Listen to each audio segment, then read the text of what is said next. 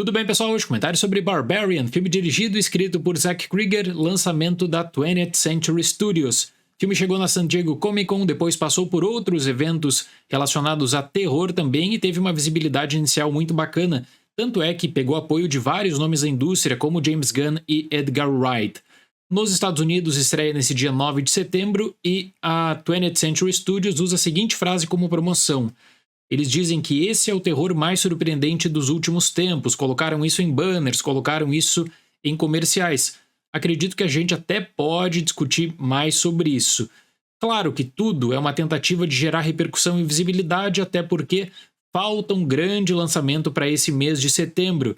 Espero que a Disney Brasil, aliás, não demore muito para confirmar Barbarian nos cinemas, porque vale a pena. Pessoal, o filme tem 1 hora e 40 minutos de duração e na maior parte do tempo eu confesso para vocês que eu fiquei extremamente ansioso e envolvido com a história. Acredito que o principal mérito do diretor Zack Cregger é o de construir um ambiente de medo a partir do terror urbano.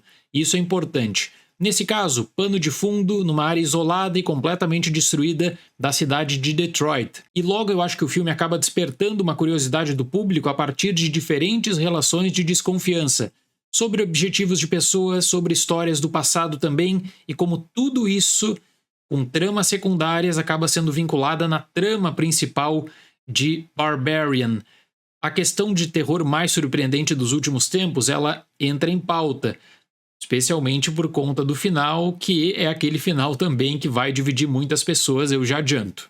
Essa, interpretada por Georgina Campbell, aluga uma casa no Airbnb em uma região abandonada e perigosa de Detroit. Chegando ao local, ela descobre que Keith, interpretado por Bill Skarsgård, também está hospedado lá.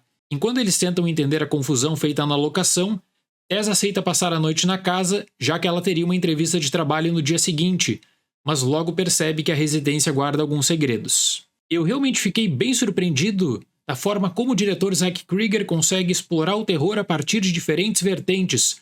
Terror urbano, a desconfiança também quanto a relações pessoais. Por exemplo, uma mulher chega num dia chuvoso, na noite, em uma casa, ela ficaria hospedada no Airbnb, mas já tem uma pessoa nessa casa.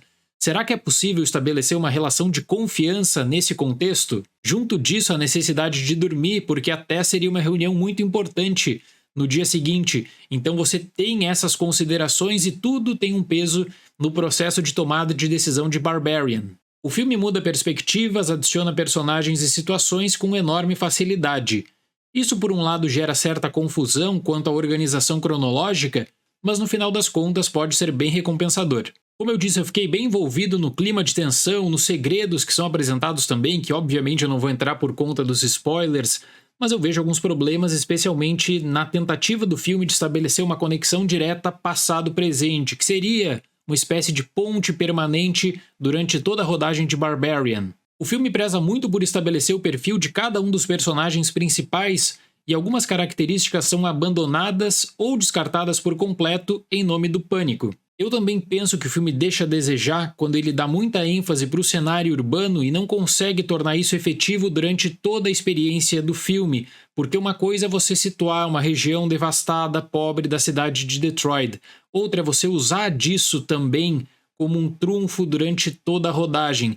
Então o que você tem, na verdade, são pequenos elementos colhidos e posicionados em contextos bem específicos apenas para a narrativa progredir. E eu acredito que quando o público se afasta um pouco do principal local de interesse de Barbarian, que é uma casa, dá para notar que existem vários empecilhos para uma boa progressão do terror também, e o diretor sabe disso, porque o diretor tenta fazer piada quanto ao uso das redes sociais, repercussão de um caso na mídia, na internet. Além disso, a questão da autoridade policial, como isso é aproveitado também na rodagem de Barbarian e como ele tenta fazer uma espécie de humor ácido e contornar possíveis buracos de roteiro com bom humor. Quanto a personagens, eu reconheço que é um outro mérito o fato de você ter personalidades completamente diferentes.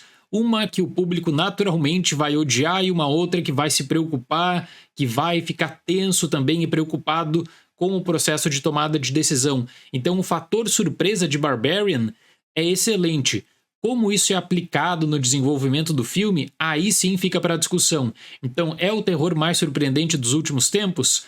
Olha, a conclusão ela deixa um espaço para que você discuta isso. Tanto é que no final da rodagem eu fiquei pensando, poxa, o filme desperta diferentes tipos de medo. O medo do desconhecido, o medo de um relacionamento, o medo da violência urbana com esse cenário de Detroit. A trilha sonora é excelente. Quem assina a trilha sonora é a Anna Drubich, que trabalhou em Rua do Medo 1 e 3. Realmente um outro destaque. Só que o encerramento, que é completamente inesperado, me deixou a real sensação de que eu precisava e queria também mais conteúdo até para conseguir expandir a visão sobre Barbarian.